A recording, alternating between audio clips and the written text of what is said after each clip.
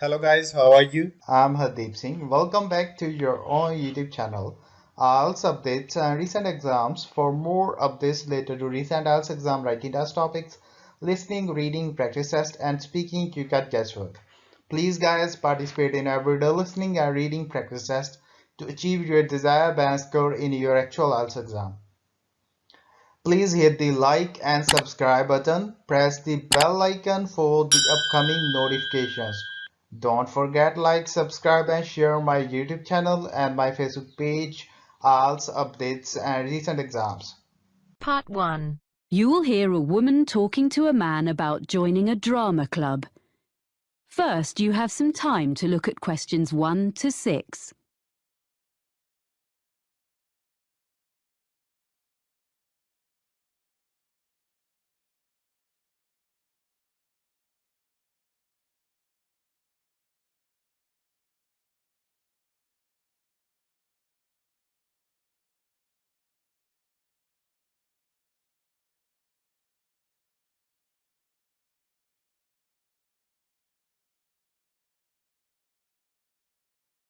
Listen carefully and answer questions 1 to 6.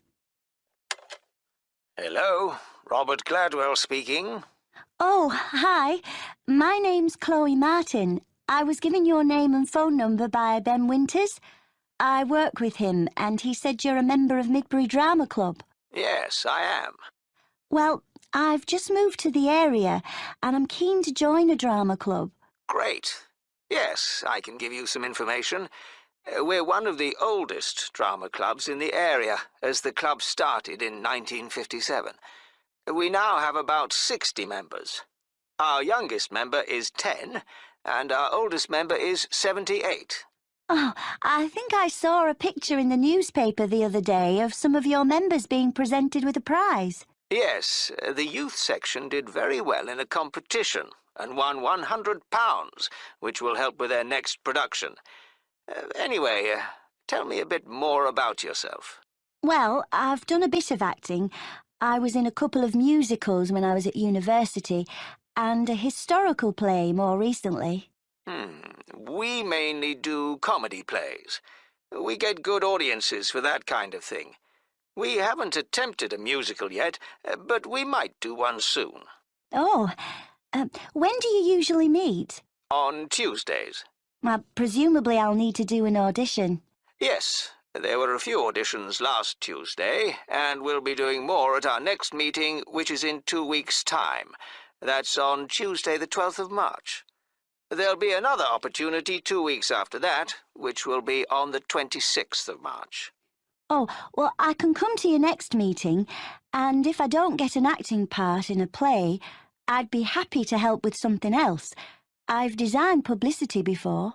Great. We're very short of people who can do that, so that would be really good. There are a lot of people who like making scenery, so we get plenty of help with that, but we haven't got enough people to do the lights at the moment. So if you think you can do that, or you have any friends who would like to, do bring them along. We can show you what to do if you haven't got any experience. I'll have to think about it. So, do you meet in the theatre? We do our performances in the Manor Theatre, but we only hire that for the nights of the actual performances. We meet to rehearse every Tuesday evening in the community hall. We rent a room there. Oh, I'm not sure where that is.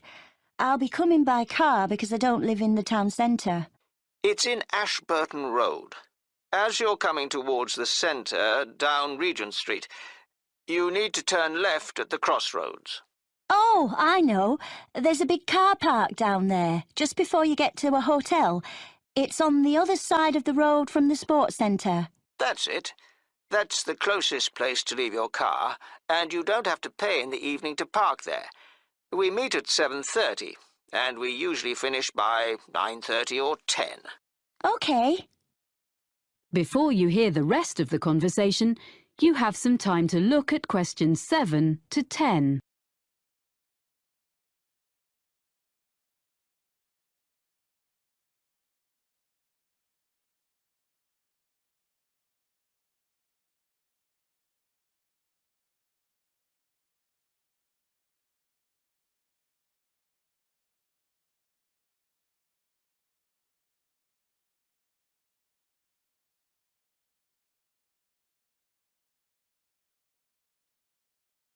Now listen and answer questions 7 to 10.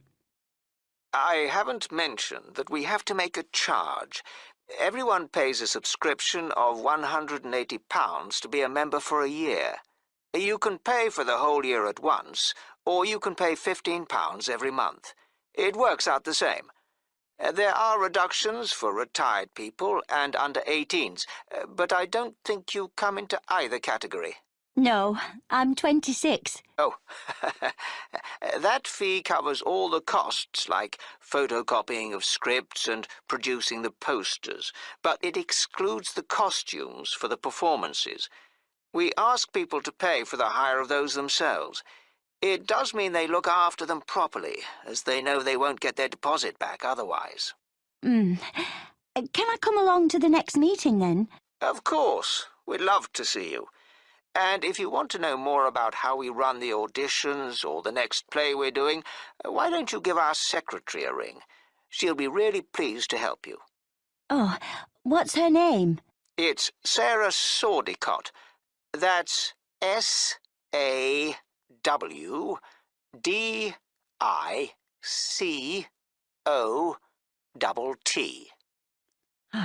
Got that. And her phone number? I've only got a mobile number for her. Just a minute. Let me find it. Yeah, it's 07955 240063. Great. Thanks for your help. That is the end of part 1. You now have half a minute to check your answers.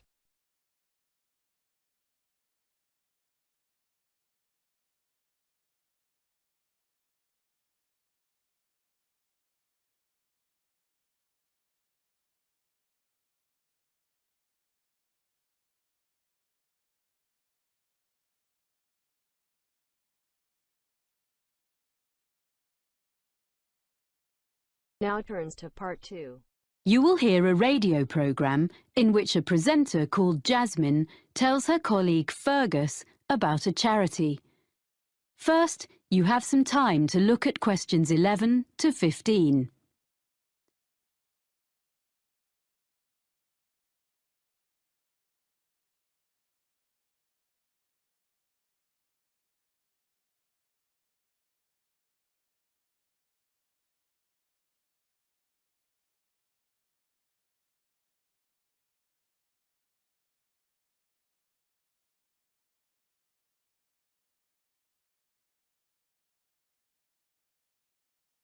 Now listen carefully and answer questions 11 to 15.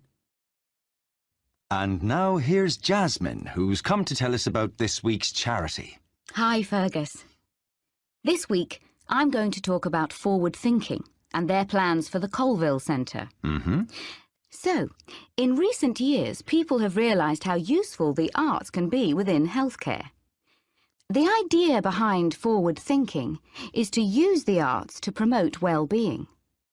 The charity develops projects for people with special needs and health problems, and also delivers training to healthcare professionals in using the arts, as well as supplying them with information and advice. Forward thinking doesn't just run art and craft classes to distract people who are ill, or recovering from illness, but arranges longer-term projects and courses, as it's been shown that the arts can bring all sorts of positive changes in patients, including benefits such as shortening the length of stay in hospital and reducing the amounts of medicine they need. I see. Forward thinking has experience of working with a broad range of people, from young adults with learning difficulties to older people in homes or daycare centres and people with physical disabilities. The organisation's been around since 1986, and it gradually expanded during the 1990s. Then, in the new millennium, it was decided to find a memorable name. So it's been operating as Forward Thinking for several years, in fact since 2005. It's quite a locally based charity, mainly for people in the southern part of this region, which includes all rural and urban communities outside the city of Clifton, which has its own organisation. There are, of course, some similar charities in other parts of the country, in London and so on. And what's the present fundraising in aid of? Yeah. Well, the charity needs funding in order to buy the Colville Centre. This is a former village school, which was built in 1868. It was modernised and refurbished by the present owners last year, so it's ideal for art classes and for small social events, performances, seminars and so on. Forward Thinking is fundraising to purchase the building so they can use it to continue running classes and so on for the general public, and eventually also for some of the people they help. Before you hear the rest of the talk, you have some time to look at questions 16 to 20.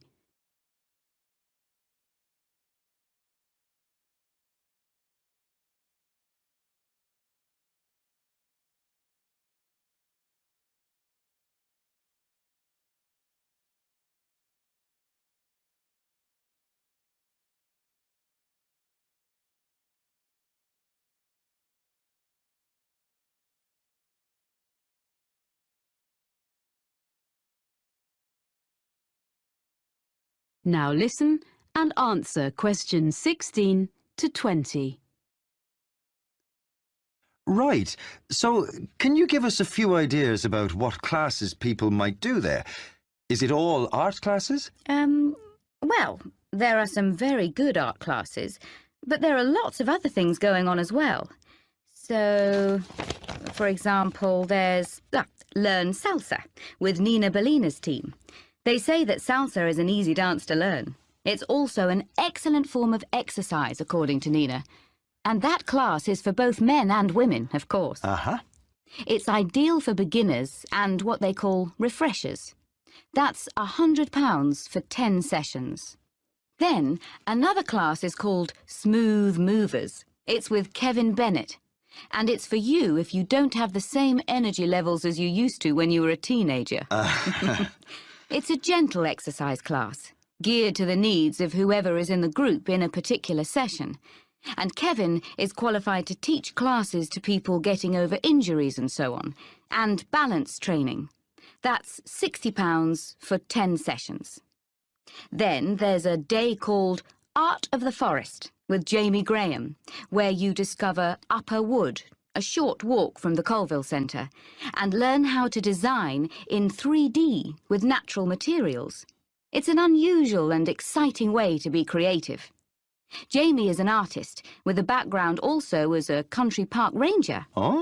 For this day, youngsters must be accompanied by a parent or guardian, and the costs are adults, £40, under 14s, £10. But it's best value at £80 for a family of 4. The next one is The Money Maze, and this is a series of talks by Peter O'Reilly, an independent financial advisor. He gives advice on family finances, things like everything parents need to know about managing the costs of bringing up children, sending them to university, and actually also about care for elderly relatives. It's £10 per talk, which will all go to support forward thinking. And as a final example of what's on offer, there's Make a Play. That's for 8 to 14s. And this activity is such a hit that it usually sells out within days of being announced. Basically, what you do is write, rehearse, and perform a play in just 2 days. And it doesn't require any previous experience. I gather there's lots of fun and silliness along the way. And the best bit, perhaps, is that there's a performance for family and friends at the end. It's just £50 for 2 days. Pretty good range of activities, I think. And all raising money for a good cause. Yes. And the all-important contact details are colville@forwardthinking.org.uk or write. That is the end of part 2. You now have half a minute to check your answers.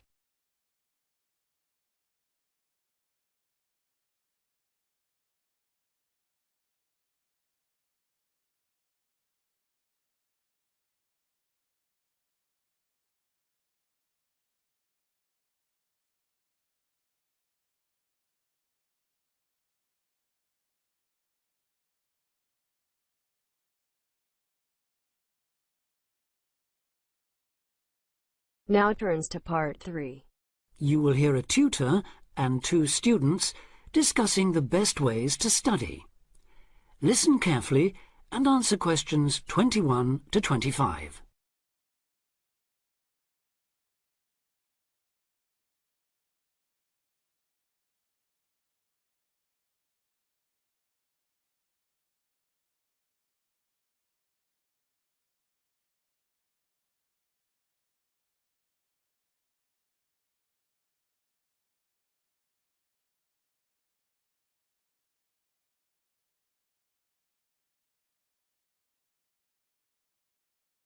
Well, how are you both settling in? Fine.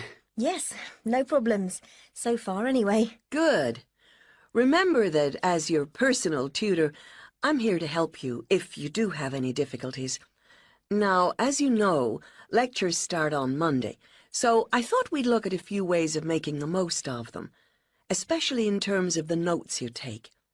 Let's begin by thinking about what you can do before you even go to the lecture. Any ideas? Make sure you're up to date with all the background reading, so you know plenty about the subject already. Yes, that's essential. The lecturer will assume you have that knowledge. Anything else, Carlos? Well, check what the topic's going to be. Of the lecture, that is. I'd go a bit further than that and consider what the content may be. Then you could ask yourself some questions that you want answering, and listen out for the relevant information during the lecture. Okay.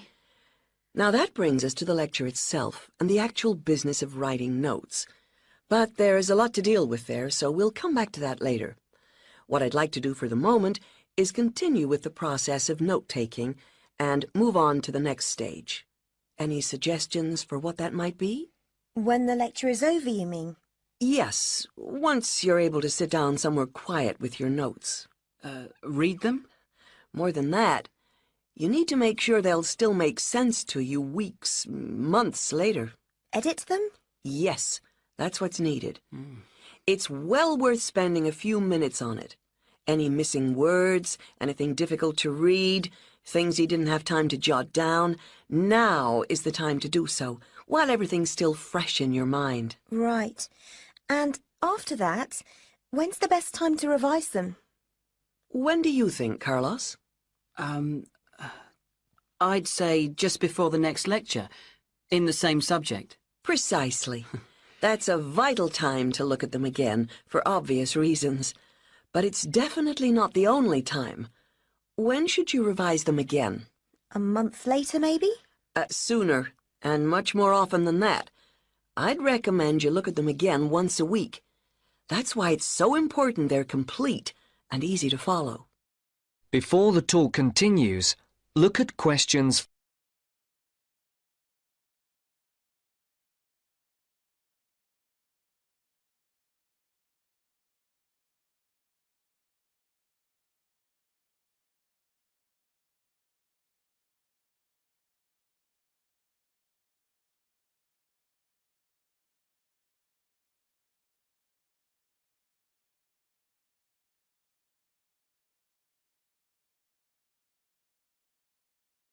Now answer questions 26 to 29. Right. Let's go back to note-taking and begin with the basics before the lecture has even started. What should you do when you walk into the room? Get a good seat, at the front if you can, where you can hear clearly and avoid distractions. Yes, though obviously others will have had the same idea, so it's as well to get there a bit early. So, when the lecture's underway and you're busy jotting things down, what should you try to ensure? That you're getting all the main points. And what if you don't catch something you know must be important? I'd leave a space. Then I could check it later, perhaps by asking a question at the end and fill it in afterwards. That's an excellent way to deal with it, yes. And there's something else I'd like to mention here. Talking about going through notes afterwards, it's absolutely vital that what you write is legible for one very good reason. It saves time.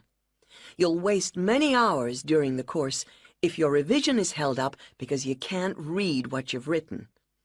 Okay, what else can we do to make listening and note-taking more efficient? Well, I always listen out for signpost words. Sorry, what are they? They're the ones lecturers use to say where they're going. A bit like a signpost at a road junction, I suppose. Things like, the first reason is, however, to sum up, and so on. Yes, they can tell you when something important is coming and help you organize your notes, too. Now answer question 30. Is there anything else you can add, Carlos? There's something I think's very useful, but it's later, after the lecture is finished. That's fine. Go on. Well, what I do is go through what I've written down, summing up the main points in a few words in the margin, on the left-hand side of the page. I try to use words that'll jog my memory, so that I can remember what everything's about when I look at them again. Yes, that can work very well. What some people do to review their notes is cover up their full notes from the lecture, maybe with a piece of paper or a card, and concentrate just on what they've put in the margin, trying to recall the details. Then they move the cover down a little and check whether they were right. Or you could put your main points on another piece of paper and clip them together. Instead of covering and uncovering, you just hold a page in each hand. Sure. It's down to personal preference, really. Everyone has their own learning style. That is the end of part 3. You now have half a minute to check your answers.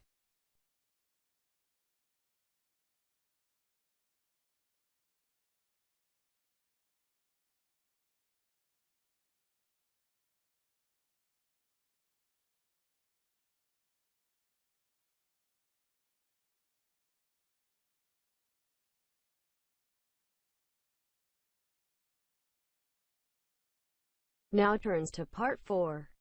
You will hear a professor give a lecture on Louisa May Alcott.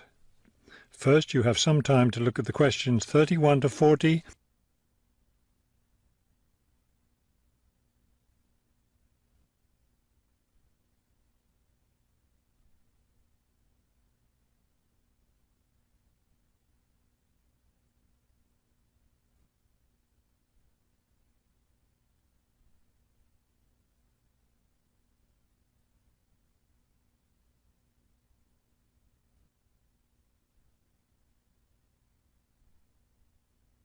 Now listen carefully and complete the timeline in questions 31 to 40.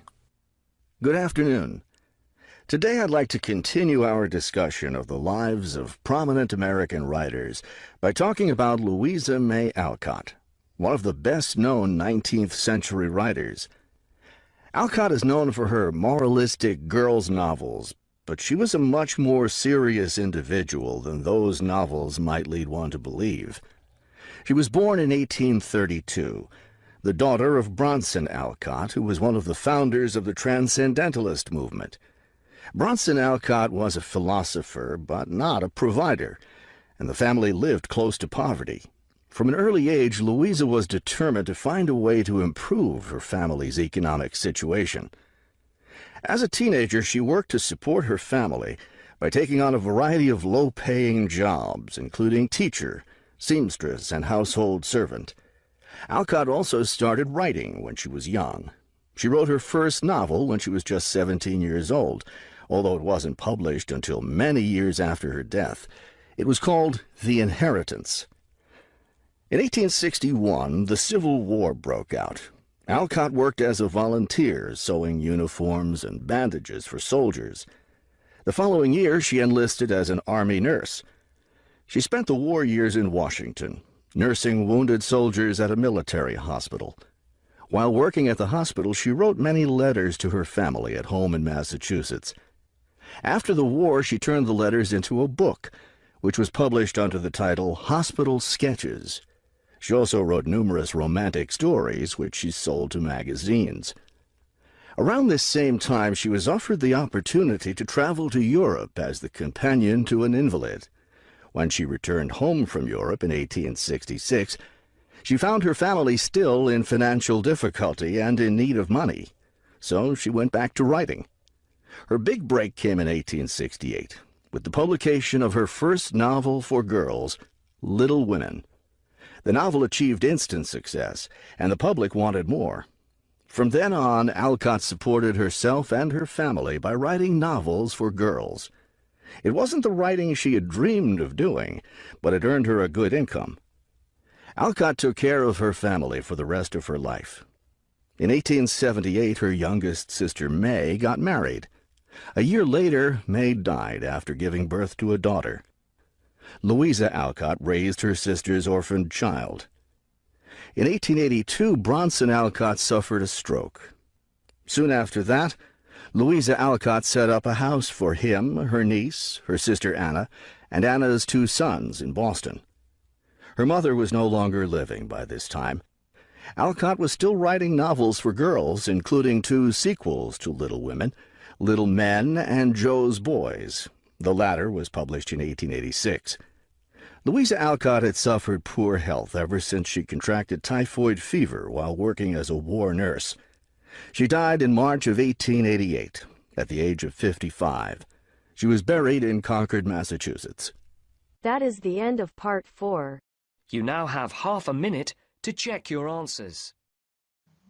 So guys, don't forget like, subscribe and share my YouTube channel and my Facebook page, IELTS updates and recent exams. For more updates related to recent IELTS exam writing test topics, listening, reading, practice test and speaking, you got guesswork.